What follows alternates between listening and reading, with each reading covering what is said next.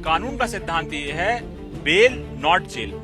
Article 21 कहता है right to life, और व्यक्ति जेल ना जाए उसका पूरा प्रयास रहता है। न्यायालय हमेशा एंटीसिपेटरी बेल देने के लिए इच्छुक रहते हैं। अगर व्यक्ति कोई बड़ा क्रिमिनल नहीं है, एंटीसीडेंट्स नहीं है, तो एंटीसिपेटरी बेल मिलती है। कांग्रेस नेता पवन खेड़ा को सुप्रीम कोर्ट से राहत नहीं मिली है और अब उनके ऊपर गिरफ्तारी की भी तलवार लटकने लगी है, क्योंकि सुप्रीम कोर्ट ने उनकी ट्रांजिट एंटीसिपेटरी जो बेल थी वो बढ़ाने की इजाजत नहीं दी है। और अब ऐसे में पवन खेड़ा के ऊपर क्या मुश्किलें बढ़ने वाली हैं, इस पर बात करने के लिए हमारे साथ सुप्रीम कोर्ट के advocate on record advocate Amit Dwivedi ji हैं। अमित जी, जो आज की पूरी सुनवाई वो आपने देखा, अब बतौर पवन खेड़ा उनके सामने किस तरह की मुश्किलें हैं, क्योंकि तेलंगाना हाई कोर्ट ने जो ट्रांजिट रिमांड दी थी वो अब खत्म होने को आ चुकी है और वो अभी तक गुवाहाटी हाई कोर्ट अप्रोच नहीं कर सके हैं। जी, लॉ इस मसले में पूरा क्लियर है।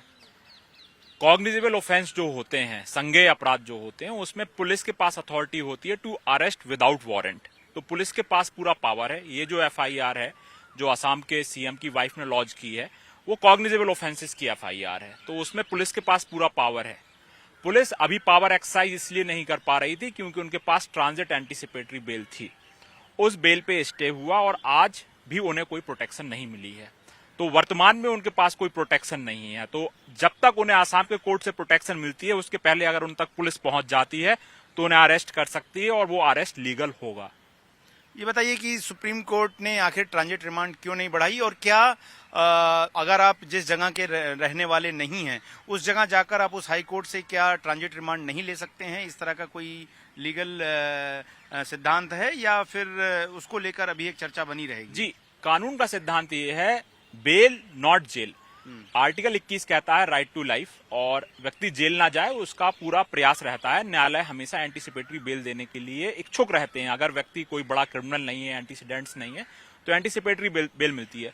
उसी का एक बहुत छोटा सबसेट है ये ट्रांजिट एंटीसिपेटरी बेल। मतलब व्यक्ति कंसर्न कोर्ट, कॉम्पिटेंट कोर्ट यानी आसाम जो दूर है वहां पहुंचे, उससे पहले कहीं पास के कोर्ट से एंटीसिपेटरी बेल ले ले ट्रांजिट टेम्परेरी बेसिस पे, ताकि वो अरेस्ट से बच जाए और फिर वहां जाके उसको परमानेंट करा ले। ये होता है इस मसले में। अब हुआ क्या है कि आधार कार्ड की जो बात आई है कोर्ट में कि एक हिस्सा खेड़ा साहब का था, दूसरा उनकी वाइफ का था जो तेलंगाना की निवासी बताई गई हैं। तो कोर्ट इस चीज से थोड़े से नाराज दिखे। बार बार उन्होंने टिप्पणियां की, नाराजगी व्यक्त की कि ये छोटी गलती नहीं थी। बाद में उस गलती को समझाने का प्रयास किया। बाद में कोर्ट ने क्लैरिफाई भी कर दिया कि आसाम में जो भी बेल जाएगी वो फ्रेशली देखी जाएगी ऑन मेरिट्स। बट हाँ, ये माना जाएगा कि कोर्ट बहुत खुश नहीं था इस बात से कि एंटीसिपेटरी बेल में जो बहुत बेसिक सा डॉक्यूमेंट था जिससे तेलंगाना के कोर्ट को जुरिडिक्शन मिला, वो डॉक्यूमेंट ही पूरी तरीके से ठीक नहीं था या वो संदेहास्पद था।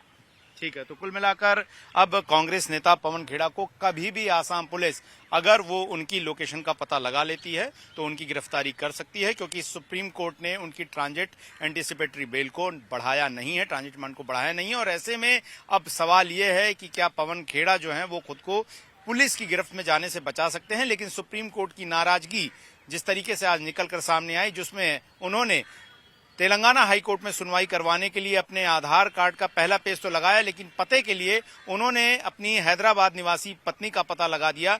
जो मसला जो है वो सॉलिसिटर जनरल की तरफ से भी उठाया गया और कोर्ट ने भी इस पर बेहद नाराजगी जताई। वीडियो जर्नलिस्ट राकेश के साथ गौरव श्रीवास्तव, टाइम्स नाउ भारत, दिल्ली।